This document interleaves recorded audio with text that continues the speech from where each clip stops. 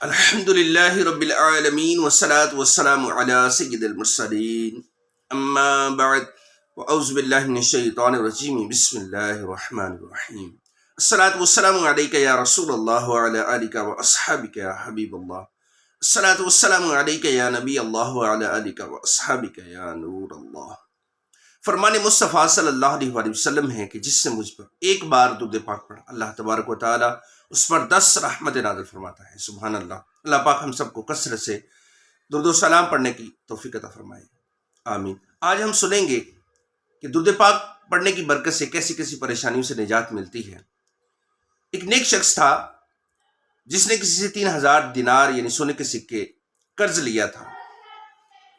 واپسی کی تاریخ مقرر ہو گئی.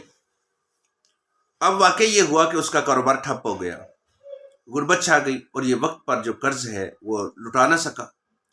اب جس نے قرض دیا تھا اس نے واپسی کا مطالبہ کر دیا. جب یہ نہ دے سکا تو اس نے عدالت میں مقدمہ دائر کر دیا.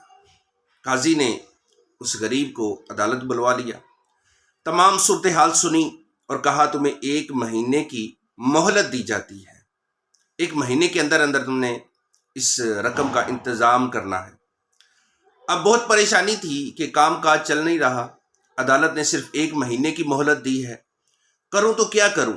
اب اس پریشانی کے عالم میں یہ نیک شخص مسجد میں پہنچا اور درود پاک پڑھنا شروع کر دیا. اس نے معمول بنا لیا، روزانہ درود پاک پڑھا کرتا. یوں کرتے کرتے 27 دن گزر گئے. 28ویں رات آ گئی. یہ شخص رات کو سویا تو قسمت جاگ گئی. کوئی کہنے والا کہہ رہا تھا، اے بندے وزیر سلطنت علی بن عیسیٰ رحمۃ اللہ علیہ کے پاس جا، ان سے کہنا وہ تمہیں 3000 دینار دے دیں گے. اس شخص کی آنکھ کھلی، بڑا خوش تھا، مگر ساتھ ہی خیال آیا کہ وزیر کو کیا کہوں گا، اسے کیسے یقین دلاؤں گا کہ مجھے خواب میں اشارہ دیا گیا ہے. یہ سوچ کر پھر پریشان ہو گیا. اگلا دن پھر درود پاک پڑھا. رات ہوئی، سویا تو قسمت جاگ گئی. اٹھی. آج رات خواب میں غریبوں کے مددگار مکی مدنی تاجدار صلی اللہ علیہ وآلہ وسلم کی تشریف آوری ہوئی. آپ صلی اللہ علیہ وسلم نے یہی فرمایا کہ وزیر سلطنت علی بن عیسیٰ رحمۃ اللہ علیہ کے پاس جاؤ. اب اس کی آنکھ کھلی تو اپنی قسمت پر رشک آ رہا تھا. کیسی خوش نصیبی ہے، خواب میں دیدار مصطفیٰ صلی اللہ علیہ وآلہ وسلم نصیب ہو گیا ہے. لیکن ساتھ ہی پھر خیال آیا کہ وزیر کو کیسے یقین دلاؤں گا. چنانچہ اگلا دن پھر درود پاک پڑھا. رات ہوئی، سویا تو پھر قسمت جاگی. سرکار علی وقار مدینے والے تاجدار صلی اللہ علیہ وسلم نے دوبارہ کرم فرمایا.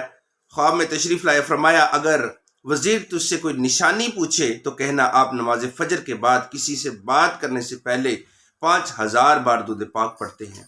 یہ فرما کر آپ صلی اللہ علیہ وسلم تشریف لے گئے. اس نیک شخص کی آنکھ کھل گئی. اب پریشانی پورے طور پر حل ہو چکی تھی. صبح ہوئی تو یہ شخص وزیر کے پاس پہنچا، تمام واقعہ سنایا. وزیر نے جب پیغام مصطفیٰ صلی اللہ علیہ وسلم سنا تو بہت خوش ہوا اور محبت میں وارفتہ ہو کر فوراً 3000 دینار دیے اور کہا یہ 3000 قرضہ چکانے کے ہیں. پھر 3000 دینار مزید دے کر کہا یہ تمہاری اولاد کا خرچہ ہے. پھر 3000 دینار اور دیے اور کہا یہ تیرے کاروبار کے لیے ہے. اب وہ شخص کل 9000 دینار لے کر عدالت پہنچا. گن کر 3000 دینار پیش کیے. قاضی صاحب بڑے حیران ہوئے. کہا سچ سچ بتا، تو نے اتنی رقم کہاں سے لی ہے، حالانکہ تو کنگال تھا. اس نیک شخص نے سارا واقعہ سنا دیا. قاضی صاحب بھی عاشق رسول تھے. سبحان اللہ. واقعہ سن کر جھوم اٹھے اور گھر گئے. کچھ دیر بعد واپس آ کر 3000 دینار اس نیک شخص کو دیتے ہوئے کہا میں بھی سرکار علیہ الصلوۃ والسلام کا غلام ہوں، تمہارا قرض میں ادا کروں گا. اب وہ بندہ جس کا قرض لوٹانا تھا وہ بھی عاشق رسول تھا، یہ واقعہ دیکھ رہا تھا. تو وہ بھی بولا یہ ساری برکتیں کیا آپ ہی سمیٹیں گے؟ میں بھی غلام مصطفیٰ ہوں، میں اس نیک شخص کا سارا قرضہ معاف کرتا ہوں. یوں اس عاشق درود کا سارا قرضہ اتر گیا. اور کمال کی بات دیکھیے، جب گھر سے نکلا تھا تو 3000 دینار کا مقروض تھا اور جب واپس آیا تو 12000 دینار اس کی ملکیت میں تھے. مشکل جو سر پر آ پڑی ہے، مشکل جو سر پر آ پڑی ہے تیرے ہی نام سے ٹلی ہے. مشکل کشا ہے تیرا نام، تجھ پر درود اور سلام. الحمدللہ ہم جنت کے طلبگار ہیں اور ہر مسلمان کو چاہیے کہ جنت میں جانے کی خواہش دل میں رکھے، اسی لیے کہ جنت رحمت الہی کا مقام ہے۔ اب معاملہ یہ ہے کہ مرنے سے لے کر جنت میں پہنچنے تک چند مرحلے ہیں۔ پہلا مرحلہ یعنی حضرت ملک الموت علیہ السلام کا روح نکالنے کے لیے آنا، روح نکلنا، قبر میں اترنا، نکیرن یعنی قبر میں آنے والے فرشتوں کے سوال جواب، پھر قبر کی تنہائی، پھر میدان محشر، پھر پل صراط۔ ان تمام مرحلوں سے گزر کر ہی ہم جنت میں پہنچ سکتے ہیں۔ اور لطف کی بات یہ ہے کہ درود پاک وہ اعلیٰ ترین نیکی ہے جس کے ذریعے ان تمام مرحلوں میں آسانی نصیب ہو جاتی ہے۔ یہ درود پاک کی برکات میں سے ہے کہ درود پاک پڑھنے والے کی روح آسانی سے قبض کی جاتی ہے۔ درود پاک پڑھنے والے سے نکیرن یعنی قبر میں سوال پوچھنے والے فرشتے نرمی اختیار کرتے ہیں۔ درود پاک پڑھنے والے کو قبر کی تنہائی اور وحشت سے نجات ملتی ہے۔ درود پاک پڑھنے والا روز قیامت امن و سکون میں رہے گا۔